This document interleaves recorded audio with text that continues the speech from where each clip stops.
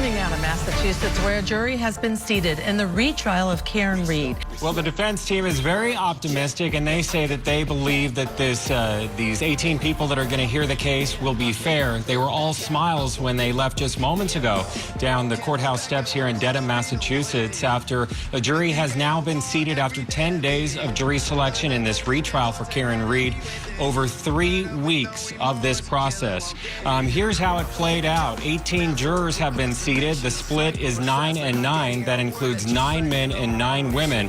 We expect opening statements to be a week from today on next Tuesday. And also we expect another motions hearing, which will be tomorrow here at the courthouse in Dedham, Massachusetts. Remember, everyone is under gag order right now, but just a few moments ago after this jury was seated, I met up with Karen Reed on the courthouse steps along with the other media, and here's what she shared with us.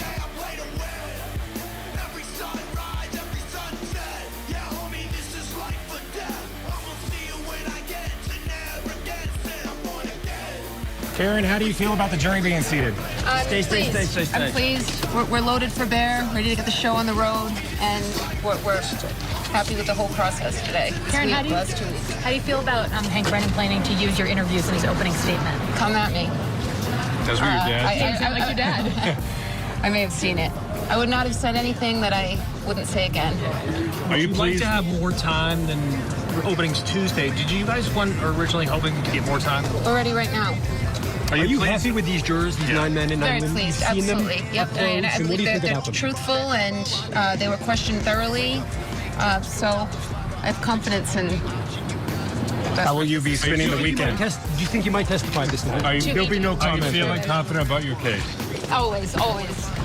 And with a no comment there, you saw David Yannetti and Alan Jackson usher this defendant away. Remember, she's the only one that's not under a gag order at this point in time, so she's the only one that can talk about the case.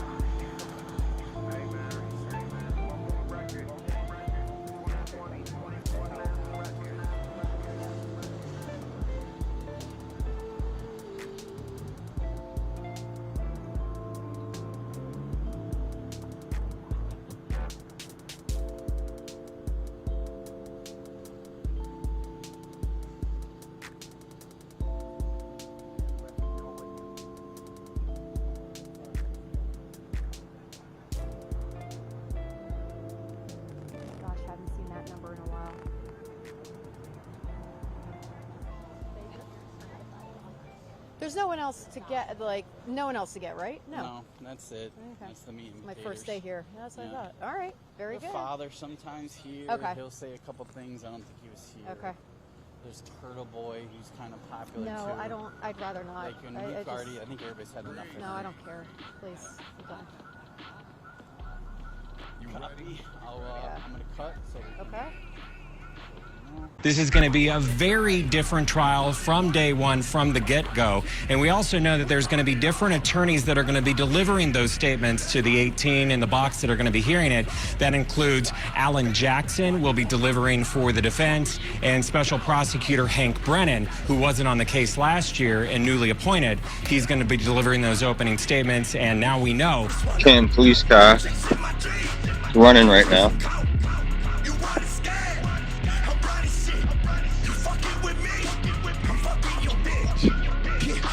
Courage, professionalism, dedication. Canton Police. What do you think of that, guys? Guys, we're here at Canton Town Hall. Got a Canton police car out front, just running. I'm here to hand deliver a public records request I already turned into with the email. It's for all town traffic lights, traffic cameras, video footage from the 18th. This is when I was accused by a selectman's son of following him around while he was literally following me around. To the camera here. I think that's a camera up on top of that light over there. There's plenty of cameras throughout the town. We got cameras on the library too, as a lot of you guys know. I'm gonna go to Canton PD and do the same thing after this. I wanna know where this person is. His car's been running. Oh, there he is. There you go. How you doing? Good, how are you? Are you supposed to have your body cam on? Are you supposed to have your body cam on? You're in a private meeting?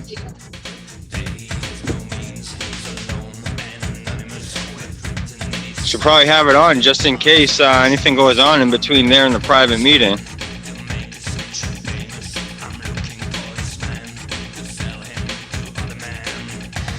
I'm gonna do this while I go to my car, but I'm not close to it yet, so I'm gonna go to it. Because now they all have an eye out for my car. 70s American car. So guys, I guess I only have two more trips here to Canton. Well, one more after this, and then the fourth time it's arrestable. Fourth time visiting Canton. This is what Officer Chin said of the Canton Police Department. This is the type of shit you gotta do to be secret squirrel. Make sure they don't get your information. They probably already have it, but that's one thing I want to bring up is they told Chris and Colin that they could FOIA request the information and get my the police report and get my personal information to find out who I am. That's a little fucked up. So you can just accuse someone of something, get their information into a police report, and then find out who they are, where they live, what kind of car they drive, all that shit. It doesn't seem, it's not really how the law works. Is this Colin right here? No. There's a lot of Jeeps in this town, guys. There's a lot of fucking Jeeps in this town. We got him right there? Yeah, it is. That's him right there. There he goes. What do you know? Am I being followed again, guys? Should I go report me being followed? He just drove by again. Who's being followed? Who's being followed right now?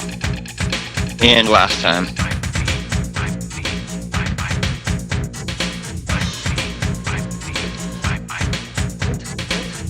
You guys ready there? Canton PD? I'm sure some of you guys are watching. So this is what I did. I walked by. He was parked right there. I paid him no mind. Walked back here, document where the cameras are at. That's one of the things I like to do. This is the back parking lot that Higgins came when he was shit-faced to go move cars around. Can't go beyond this sign here. But this is the parking lot that Higgins came to move cars around that night. Not that big at all. Don't really understand why he would. You can see there's a camera right on the corner facing the back parking lot right there. There's another one right here. I'm gonna get those. That's what this records request is for that day, because Chris Albert followed me as well. He came through here when I walked out of Canton PD, and he went right through, right beyond the authorized personnel, looped around, and came out the one-way exit on the other side. Make sure you like, share, and subscribe. There we go.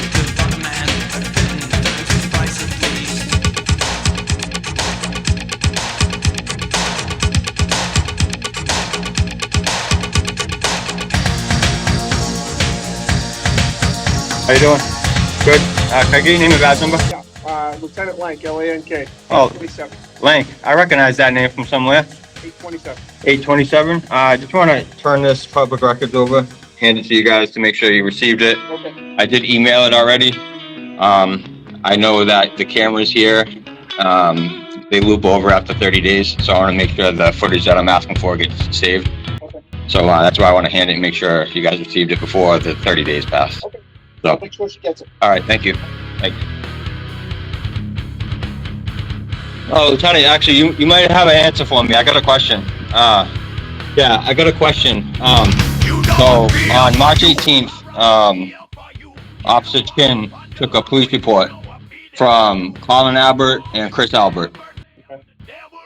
I got the body cam footage. They totally redacted Chris Albert's face and Colin Albert's face. Chris Albert is a public official, so his shouldn't be redacted. So that and a bunch of statements were redacted. Is what's his name? Savasi? Is he here right now? He's not? Because I have filed a public records appeal with the Secretary of State. But I wanted to see if I could maybe get some more clarification of why his face was redacted. I understand there's an exemption F for privacy for witnesses and so on, so they're not afraid to come forward. Yeah. But he's a public official. Yeah. So he should, especially when he's Deputy Chief Cheryl on that. She handles all the public records requests. okay. So that's who you'd want to talk to today. Okay, and is she here? She's not in right now. She's not either. Take a message if you want. All right, I'll email her, I guess. They'll get the appeal anyway. But like I said, I'm here dropping that off. I figured I'd see if I could get some sort of clarification of why. I don't want to give you bad information because I don't know. Yeah, I get it. And when did you guys get the body cams? I believe it was October or November October, November last year? of last year. Last year? Okay. Yeah, and also Michael Chin, you're one of his supervising officers, I'm guessing, because you're a lieutenant. He had told them that they could FOIA the police report to get my information. That's a little suspect. That's getting on, like, I know this has been floated around a lot here in Canton, intimidation type, you know. I haven't seen the video. Yeah. All right. But if they want to FOIA or report, they can FOIA or report. Yeah, but I didn't see the video, so I'm not really yes. So Michael Chin, is that his name? Yeah. So he had said that there was no crime committed.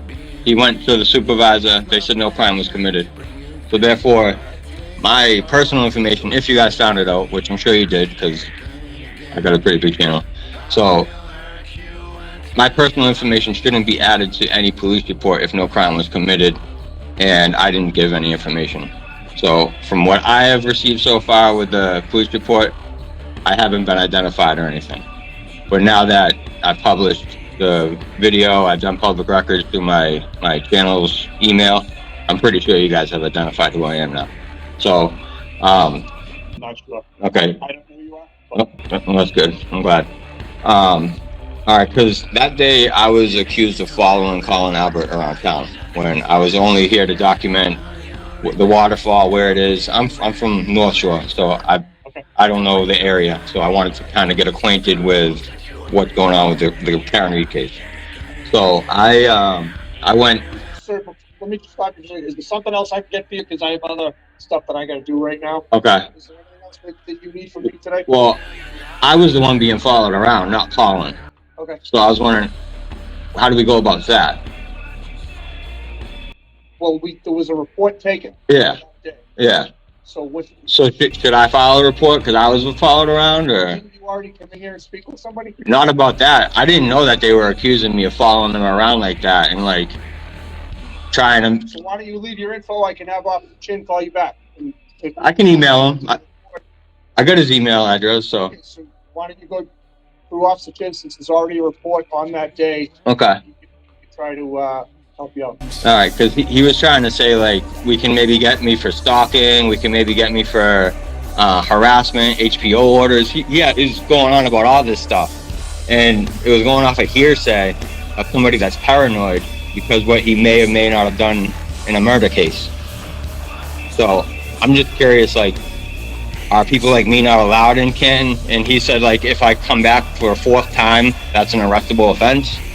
So I'm wondering, do I have one more time? It's up to him. So why don't But you're a supervising officer. So I don't really know much about it. So if you want to go direct with him, you can do that. If you want to file a separate report, you can do that. I guess my question is it an arrestable offense for me to come back a 4th time to Canton and film and document what's going on in Canton? You're in a public place, you can film whatever you want. Okay, because I don't want to be hemmed up for witness intimidation and all this bullshit that has been going on. So, Public place, you can film. all right. Thank you.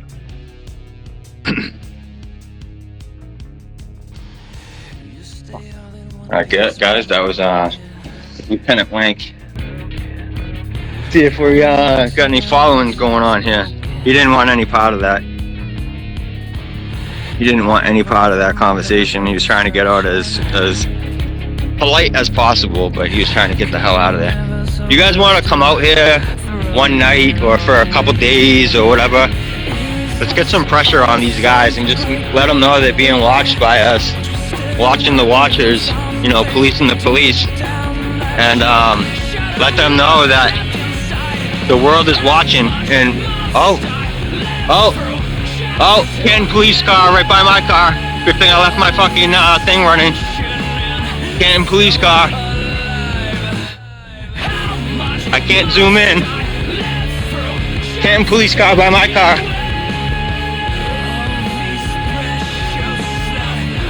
Here we go, guys. Here we fucking go.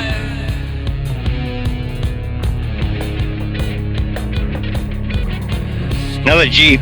I don't think that's him. A lot of fucking Jeeps out here.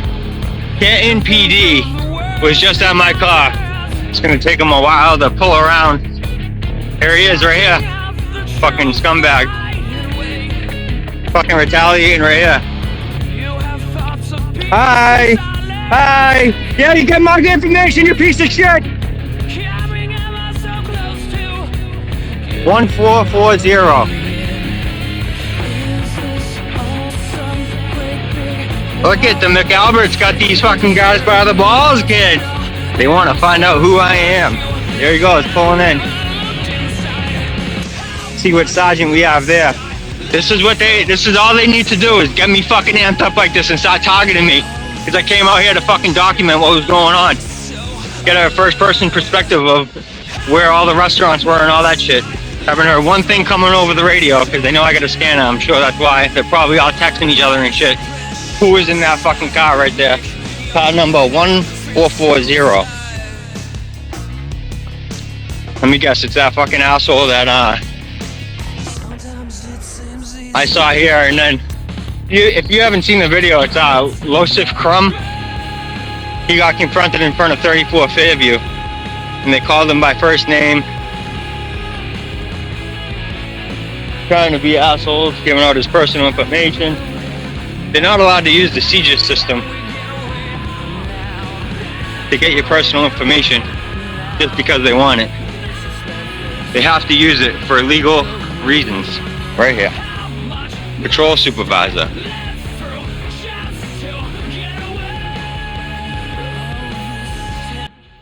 $682. I'm not buying the sign. The sign's right there. They can fuck all the way off. Well, just when we thought we were done, guys.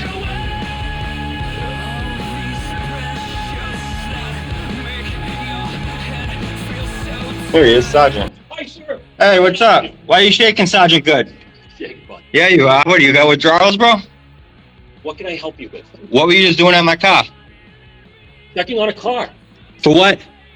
Parked in a cemetery in the back lot. Oh my God! A public cemetery! Huh? Shut off your camera quicker. Shut off my camera quicker? What do you mean, shut off my camera? What do you mean, shut it off? Shut it off. You don't want to know where you've been parked. What? You heard me. Oh, so you're watching me live, huh? Maybe someone told us. Oh, maybe. Who, the Alberts? No. Oh, no way, huh? Want a request? Did you have that running when you were at my camera, at my car? Sure. You did? Sure, or you just being a fucking smartass? Public request. Dude, are you on drugs? You got dark fucking spots under your eyes and you're shaking, dude. Even your fucking face is shaking. Anything else I can help you with? Yeah, why are you targeting people for coming in here to... What are you doing? Want to fill out a FOIA request? Other than that, I have nothing else to say to you. Yeah, I'm sure you don't. Great talking to you. Yeah, you too. Fucking piece of shit. Yeah. Targeting people because they're filming in fucking Canton. Go ahead, take that. I don't want it. You obviously do fucking care because you were just at my car. Fucking getting my personal information for no fucking reason. No legal reason. You can't use the seizure system because you just want to. You have to fucking actually be investigating a crime or something with some sort of probable cause of a crime. Okay? All right. You guys fucking target me. It's going to be a bad fucking day because there's going to be a lot of people in this fucking town keeping an eye on you guys. Okay, sure. Yeah, you guys are above the law. Qualified immunity is great, isn't it? Yeah. Fucking real piece of shit you are. Sergeant Goode. You're no fucking good, dude. What was your badge number? 1350. Like the fucking lead. Anything else? No. All right. Get back to work. Yeah, you're dismissed, bro. Are you being unbecoming of an officer now? Are you becoming of an officer right now? How? Are you being condescending towards me? It's against your policy, yeah. So guys, if you guys want to give a call to the Canton Police Department, I would say don't, but you have every right to redress your grievances with Canton PD. So if someone's in the chat and ends up sharing their number and having them get some phone calls about Sergeant Goode's piece of shit behavior, then that's well within your First Amendment right to redress your grievances with Canton Police Department. One of the most crooked, corrupt fucking police departments in all of Massachusetts. Did a shit job with Sandra Birchmore's murder, did a shit job with another officer's murder, John O'Keefe, and just did a shit job in general. But you got Sergeant Goode back there, shaking like a fucking leaf with dark fucking marks under his eyes like he's on drugs. Hey, do you guys have dash cam? We do. You do? And that was running when you were over by my car? Just your body cam? Oh, you told me it was. Oh, you're a fucking liar. What do you know? Canton PD lying. Shouldn't you be activating your body cam when you're doing an investigation? Oh, that's weird. Canton Police Department. Good as body cam running still. He wasn't running his body cam when he was at my car though. Good thing my dash cam was running at my car. That's a good thing. See if he might have illegally opened my doors because my dash cam was running, so Sergeant no good. He's the fucking patrol supervisor too. Michael Kin said to Colin and Chris that it's very important to document. Document so you can prove what you're saying. Well, it's a good thing I document. A smart strategy to be as vocal and as available to the media as she has been. Even as she leaves the courtroom every day now, she's talking to John, talking to Melody. The problem is that those statements will be used against her. The party's own statements in Massachusetts and under the federal rules of evidence are admissible if the adversary wants to put them in, and they will, so it's not hearsay by definition. And the interesting part of it then will be, will they, her side, try to introduce some of the other portions of those out-of-court statements? They will argue to put it into context. There's a rule of completeness that says, well, if one side puts in a portion of the information, shouldn't the other side, in fairness, be allowed to introduce others?